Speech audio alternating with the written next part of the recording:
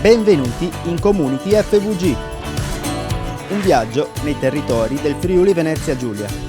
In ogni puntata vi raccontiamo come cooperatrici e cooperatori ogni giorno lavorino responsabilmente per coniugare sviluppo, sostenibilità e mutualità. Conosciamo meglio la nostra regione, scoprendo le idee e i progetti che, giorno per giorno, fanno crescere imprese, comunità e persone. In questa puntata di Community FVG, la cooperativa sociale Universis.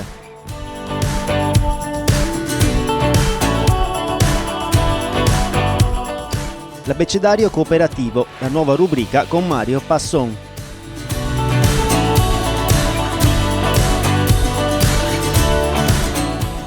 Inaugurato dai vivai cooperativi il nuovo centro ricerche.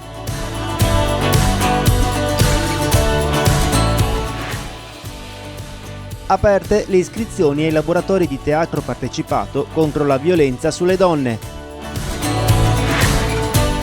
Ora cominciamo il nostro viaggio. Mondo cooperativo.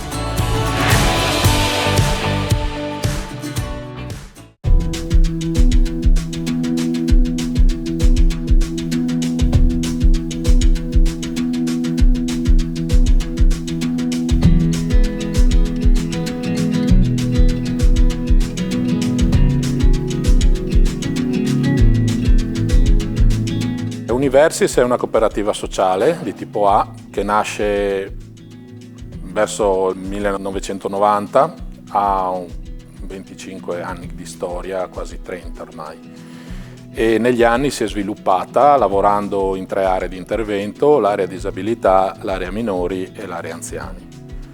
Nel tempo è cresciuta ed è un soggetto che lavora a livello nazionale, essendo presente in una decina di regioni italiane, concentrata generalmente nel nord, ma lavorando anche in Sardegna, in Calabria e nel Lazio.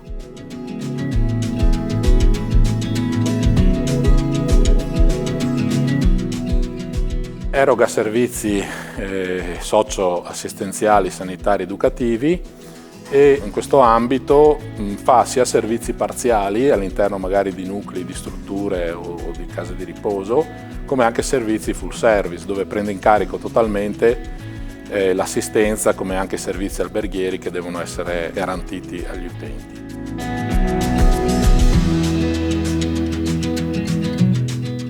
Negli anni, come dicevo, è cresciuta, ad oggi ha circa 3.500 addetti, di cui più dell'80% sono soci, perché per noi la mutualità è comunque un principio che vogliamo perseguire, e quest'anno pensiamo di sviluppare circa 95 milioni di euro di fatturato, e siamo anche impegnati in iniziative di sostegno ad altre cooperative, come per esempio Grado Riabilita, l'iniziativa sull'ospizio marino.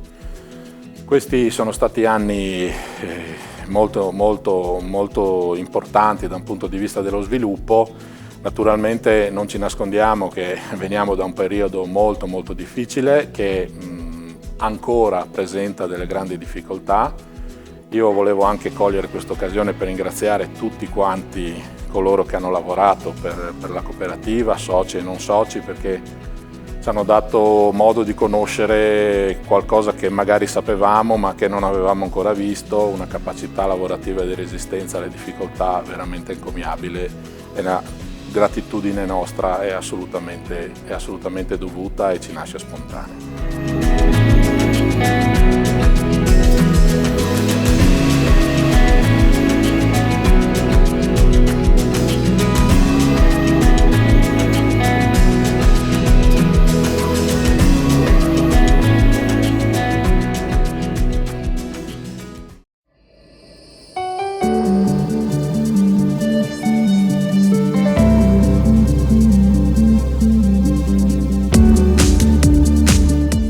I vivai cooperativi Rauscedo hanno un nuovo moderno centro di ricerca. Per i vivai, realtà di eccellenza che grazie al lavoro dei soci esporta le barbatelle in tutto il mondo, si tratta di un ulteriore salto di qualità che colloca la cooperativa in una posizione di leadership globale. Nel centro si realizzano ricerche finalizzate a selezionare le barbatelle che meglio rispondono ai requisiti della viticoltura contemporanea, alle prese con fattori esogeni quali il cambiamento climatico, ma anche le più recenti normative comunitarie ed internazionali in materia di riduzione dell'utilizzo di prodotti fitosanitari. Il nuovo VCR Research Center rappresenta l'evoluzione di un centro di ricerca nato nel 1965. Negli ultimi anni la ricerca dei vivai cooperativi fondati nel 1933 si è concentrata sul miglioramento genetico per realizzare varietà resistenti alla peronospora e all'oidio, che rappresentano la prosecuzione della collaborazione avviata dal 2006 con l'Università di Udine.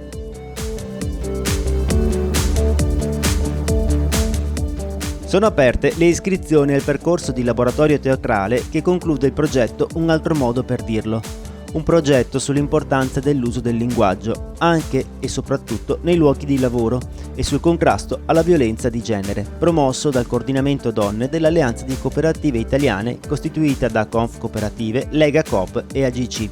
Il percorso di teatro partecipato si svolgerà al Teatro Palamostre di Udine in 4 serate, dalle 17 alle 22 il 4, 11, 18 e 19 novembre prossimi.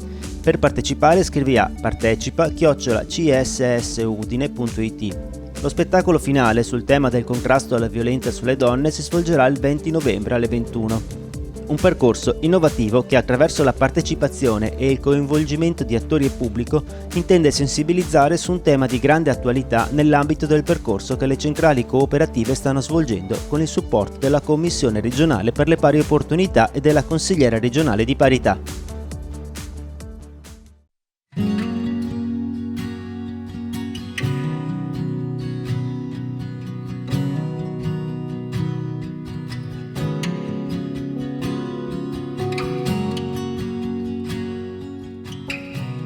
Siamo qui a Campeggio di Faedis. La struttura che vedete è una struttura che noi gestiamo da una ventina di anni, una struttura che a seguito della riclassificazione delle strutture del DGR 144-2015 ha preso il nome di struttura per anziani non autosufficienti livello base, il che vuol dire che è adatta ad ospitare ospiti anziani che hanno profili che la disciplina definisce in C ed E, quindi con complessità assistenziali non gravi, non importanti. E questo ci consente, anche rispetto a quella che è la logistica, gli spazi di cui siamo a disposizione, di poter garantire quello che è il mantenimento delle capacità funzionali residue dagli ospiti, appunto approfittando anche soprattutto delle belle stagioni e coinvolgendo nelle varie attività che la cooperativa organizza nel corso dell'anno.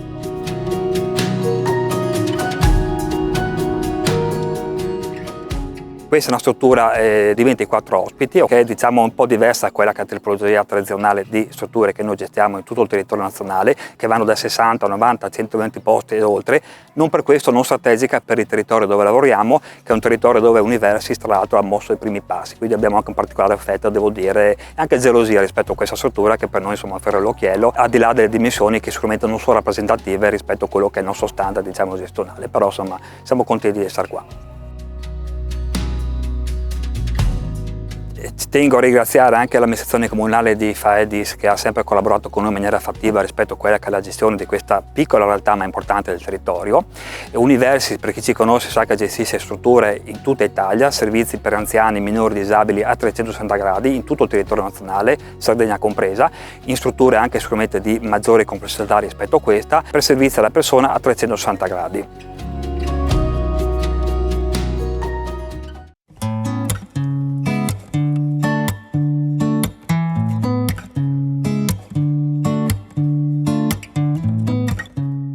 I beni relazionali sono quei beni che sono prodotti dalle relazioni tra persone. Anche in economia usiamo questo concetto, che è stato introdotto per la prima volta dall'economista Benedetto Gui nel 1986. Il significato è particolare perché i beni relazionali in economia significa che il bene viene realizzato attraverso le relazioni tra persone e quindi anche tra imprese. Come bene relazionale intendiamo molte cose, però facciamo un esempio, l'esempio della scuola. Allora, a scuola posso trovarmi bene, ma posso trovarmi anche non bene. Questo dipende certamente dai risultati, dai voti, ma molto, molto dipende dalle relazioni e dagli incontri umani che ho all'interno della scuola. Un molto che è praticamente tutto quando abbiamo a che fare con bambini, con giovani, con ragazzi, con persone malate o con i nostri anziani, i nostri genitori anziani. La condizione fondamentale per realizzare beni relazionali è che richiedono una condivisione volontaria che si fonda su valori importanti come il perdono, la cooperazione, l'amicizia, la fiducia e la coesione sociale.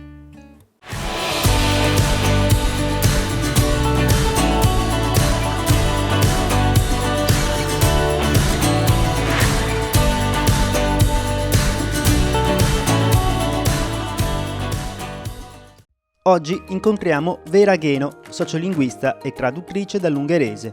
Ha collaborato per 20 anni con l'Accademia della Crusca e insegna all'Università di Firenze. Nel 2019 ha pubblicato il libro Potere alle parole, perché usarle meglio. Vera Gheno ha partecipato ad un percorso seminariale promosso dal Coordinamento Donne dell'Alleanza delle Cooperative. Con lei parleremo dell'importanza che ha il linguaggio che utilizziamo. Dottoressa Gheno, il linguaggio che usiamo provoca degli effetti? Perché la scelta delle parole è così importante?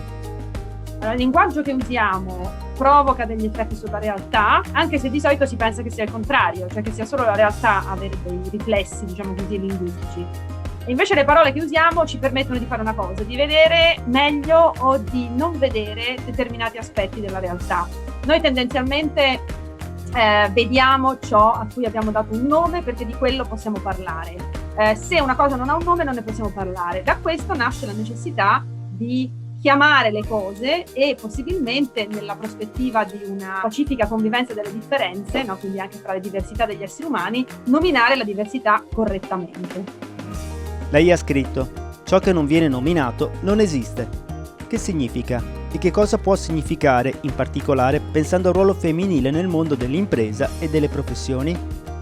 Ciò che viene nominato non esiste perché, appunto, non avendo un nome, non rimane impigliato nella nostra rete linguistica che noi sovrapponiamo alla realtà per capirla. Se noi continuiamo, ad esempio, a non nominare le donne che lavorano al femminile, ogni assessora, ogni amministratrice delegata e così via continuerà a rimanere una specie di panda rosa, di eccezione all'interno di una regola invece maschile. In più, noi non ci pensiamo mai, ma le nostre scelte linguistiche hanno delle conseguenze anche molto grosse sui software diciamo di tipo linguistico, sugli strumenti digitali linguistici che noi usiamo. Per esempio, se noi continuiamo a non usare i femminili professionali, anche i traduttori automatici continueranno a non tradurre ministra, per esempio, o assessora, perché semplicemente basandosi su un criterio statistico non ci saranno abbastanza occorrenze, ossia ripetizioni del femminile, da essere preso semplicemente in considerazione. Durante un webinar con le donne cooperatrici del Friuli Venezia Giulia, lei ha raccontato quanto conta la poca presenza delle donne in ruoli direttivi nella costruzione del linguaggio. Ce lo rispiega? Il modo in cui è fatto il linguaggio ovviamente rispecchia la società, quindi rispecchia il modo in cui funziona la società.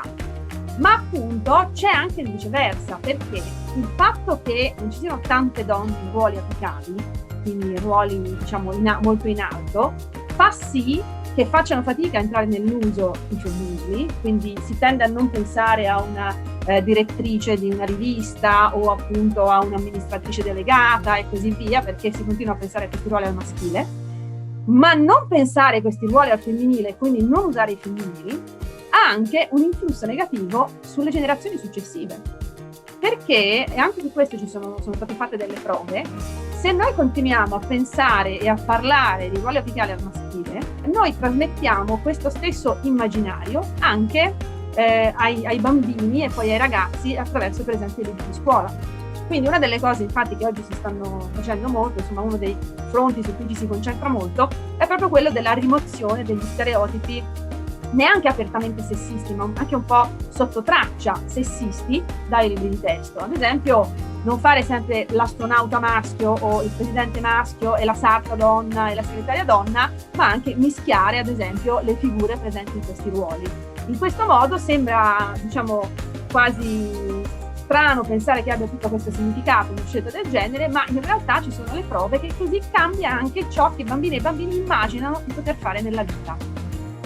Sui temi del linguaggio femminile o del rapporto maschile e femminile, dopo 18 anni di insegnamento, qual è la sua impressione sui cambiamenti in atto nella società e tra le giovani generazioni? Allora, è inevitabile che si veda, che ci si renda conto che le cose stanno cambiando. Che cosa sta cambiando davvero? Beh, intanto io vedo che sta cambiando il modo in cui i ragazzi di oggi, i giovani di oggi, concepiscono proprio le questioni di genere. Sono moltissime le persone giovani, diciamo generazione Z, quindi quelli successivi ai millennial, che si dichiarano fluidi, nel senso di non avere neanche un'identità di genere particolarmente specifica. E questa è una cosa secondo me interessante da seguire, perché provocherà una serie di necessità linguistiche alle quali poi sarà divertente vedere come si darà risposta. Però c'è anche un'altra questione.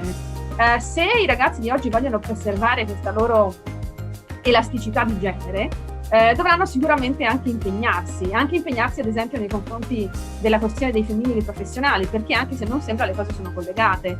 Imparare che la diversità è un extra, è qualcosa di bello, è qualcosa che colora la nostra società, anche se è una sfida, è forse quello che deve succedere nei prossimi anni, insomma è quello di cui bisogna tenere in qualche modo conto. Quindi quello che dico sempre ai ragazzi più giovani è va bene che siete fluidi, ma ricordatevi che poi a un certo punto della vostra vita entrerete in un sistema sociale che cercherà di rimettervi nelle caselline maschile e femminile, quindi se volete anche preservare questo senso di fluidità dovrete un po' insistere per farlo, perché la società istintivamente è sempre reazionaria.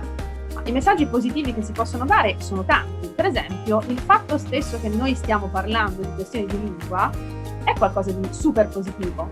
Vuol dire che molto più di prima le persone sentono la lingua come fatti loro, cioè come qualcosa di cui si devono occupare, e magari oltre che volersene occupare c'è anche un desiderio sincero da parte di molti di capirci di più. Allora, avere più sicurezza nell'uso della lingua e più conoscenza in ambito linguistico è qualcosa che tendenzialmente rende migliori le nostre vite. Perché? Beh, perché noi siamo esseri basati sulla parola e la nostra società stessa è basata sul logos, cioè sulla capacità di parola. Quindi questo interesse per la lingua non può che portare frutti positivi.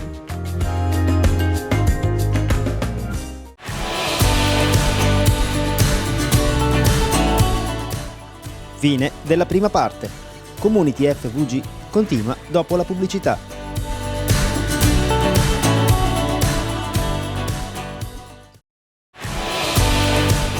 Ben ritrovati in Community FVG. Riprendiamo con Mondo Cooperativo. Inizia la seconda parte.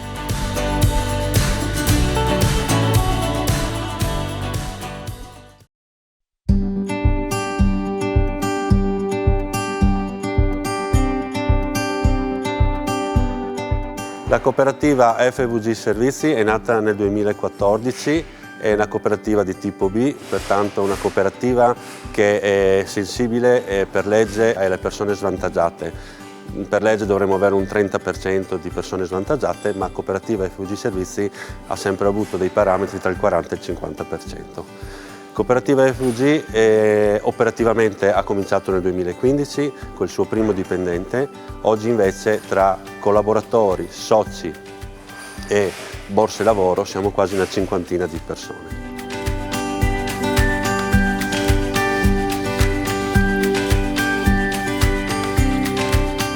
Questi 5 amici si sono incontrati come si fanno normalmente a un bar e hanno deciso di aprire questa cooperativa per fare del bene nel territorio, creare qualcosa di nuovo. La gestione della cooperativa FVG è sempre stata di queste 5 persone in modo gratuito, la gestione appunto perché l'obiettivo della cooperativa era quello di dare un servizio alla comunità. Nel 2019 è stato deciso di dare un printing difference alla cooperativa, gestire questa cooperativa più a livello manageriale e pertanto il Consiglio di amministrazione mi ha chiesto di poter essere più presente e pertanto dedicarmi al 100% alla cooperativa. I frutti di questo anno che è passato dal settembre 2019 a settembre 2020 si è visto un incremento della cooperativa attorno al 30%.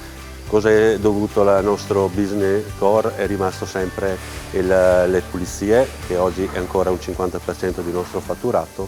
Poi abbiamo le squadre del verde, dove abbiamo sia privati che appalti pubblici, facchinaggio, e recentemente siamo iscritti all'albo gestori ambientali, categoria C1, che ci permetterà di partecipare degli appalti per le ecopiazzole.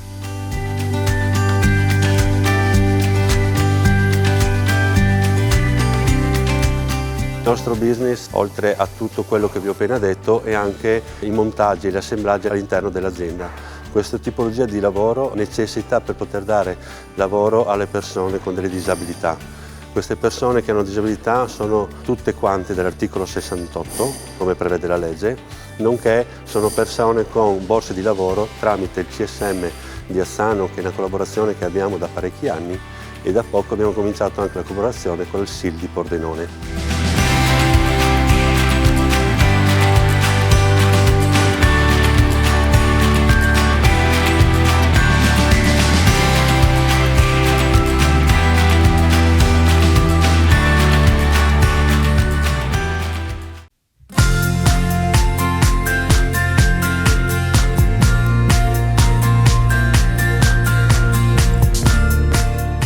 FVG Servizi, per quanto riguarda gli assemblaggi internamente, è di varia gamma, può essere dall'assemblaggio finito, pertanto la rivettatura, assemblaggio di particolari tra di loro e imballati, oppure solamente delle piccole particolari lavorati internamente che vengono dati in conto lavoro e restituiti al cliente.